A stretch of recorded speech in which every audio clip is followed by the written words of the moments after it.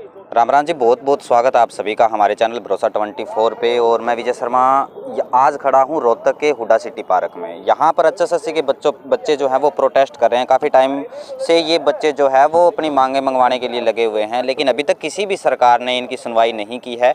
ना ही डिपार्टमेंट की तरफ से इन लोगों को कोई ऐसा आश्वासन मिला है जिससे ये बच्चे शोर हो जाएँ। तो इनकी मुख्य मांगें नॉर्मलाइजेशन को लेकर पहले भी हमने इस पर वीडियो बनाया है। आज दोबारा हम लोग रोहतक के हुडा सिटी पार्क में, अब ये यहाँ से क्या इनकी रणनीति बनती है ये हम नेक्स्ट वीडियो में बताएंगे। आप लोग देख सकते हो मेरे पीछे तस्वीरें, यहाँ पर काफ़ी संख्या में जो है वो बच्चे प्रोटेस्ट कर रहे हैं। रवि आज़ाद जी से भी हम बात करेंगे और बताएंगे कि क्या कंक्लूजन इनका निकलता है और क्या इनकी आखिरी मांग होती है, और सरकार अगर मांग नहीं मानती तो आगे इनकी क्या रणनीति रहेगी। तो आप लोग कहीं ना जाएं, वीडियो पर बने रहें, वीडियो अभी जारी है। सरकार जब इनके साथ नाइंसाफी कर रही है और सरकार बांट रही है, यूथ को रोजगार के नाम पे बांट रही है। आपको ध्यान होगा हरियाणा के मुख्यमंत्री ये कहते थे कि हमने खर्ची और पर्ची दोनों बंद कर दी। और तमाम आप देखिए पिछली भर्तियों में, मैं विशेष रूप से हम आंदोलन में ज़्यादा बिजी रहे, लेकिन हम साथ साथ इन चीज़ों को देखते थे कि किस तरह से नौकरियों की बंदरबाट हो रही है। आपने देखा अभी ये जो HPSC वाली कि किस तरह से जो है पर्ची खर्ची छोड़िए, सूटकेस भर कर के पैसे लिए जा रहे थे, और किस तरह से अब उनके ऊपर कार्रवाई की जा रही है वो भी आप देख सकते हैं। तो ये एक बहुत बड़ा घोटाला है और हम कई बार इन मुद्दों के ऊपर बोले हैं। और हम खट्टर सरकार को, और ये जो HSSC है, क्योंकि ये HSSC की फुल फॉर्म तो ये है कि हरियाणा स्टाफ सिलेक्शन कमीशन, लेकिन जो इसकी कारगुजारियाँ हैं उस हिसाब से इसका नाम बदल करके और हरियाणा सुपर स्कैम कमीशन रख देना चाहिए।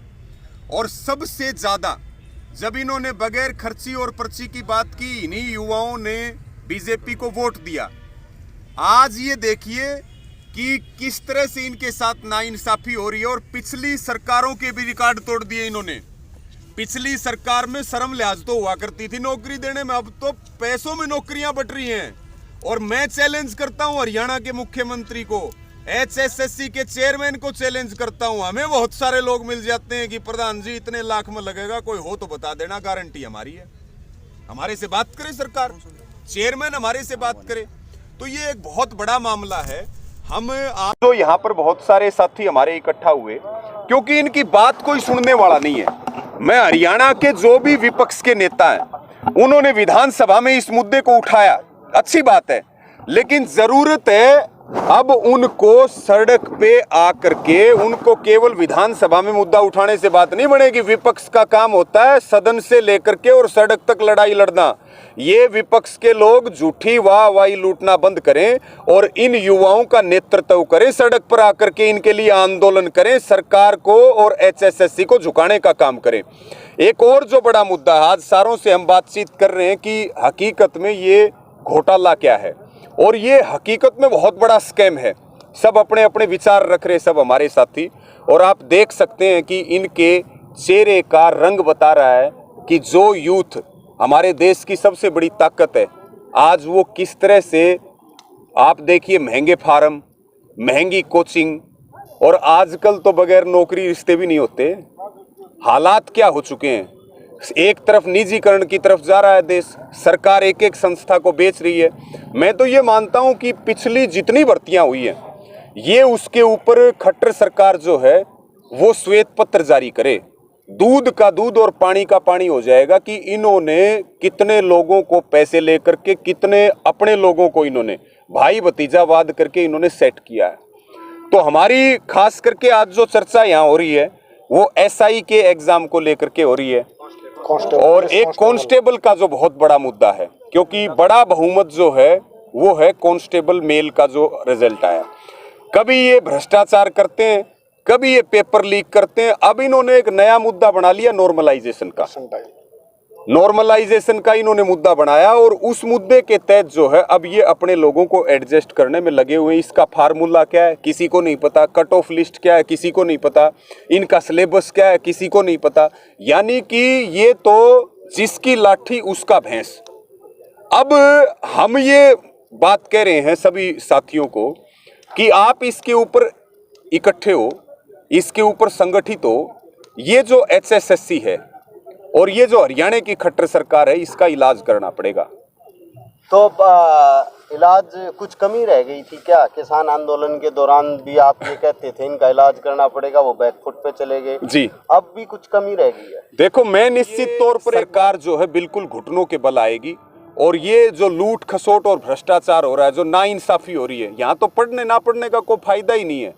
अभी आप सुन रहे थे कि शिफ्ट चलती हैं, कि भाई मेरा पहली शिफ्ट में आ गया तो मेरी किस्मत खराब, दूसरी में आ गया तो मेरी किस्मत अच्छी। अभी हम सारे साथियों से बातचीत कर रहे थे, तो युवाओं को मेरी स्पेशल आपके माध्यम से ये अपील है, जो मैं आपको कह रहा कि भाई विपक्ष के जो लोग हैं उनको नेतृत्व करना चाहिए, उनको सदन के साथ साथ सड़क पे आना चाहिए। और इसी के साथ में जो सारे हमारे युवा भाई बहन हैं जो इस रोजगार की लाइन में लगे हुए हैं, वो इकट्ठे हों। इकट्ठे होंगे तो किसान भी साथ देंगे, मजदूर भी साथ देंगी, खापे भी साथ देंगी, हमारे परिवार के भाई बहन हैं।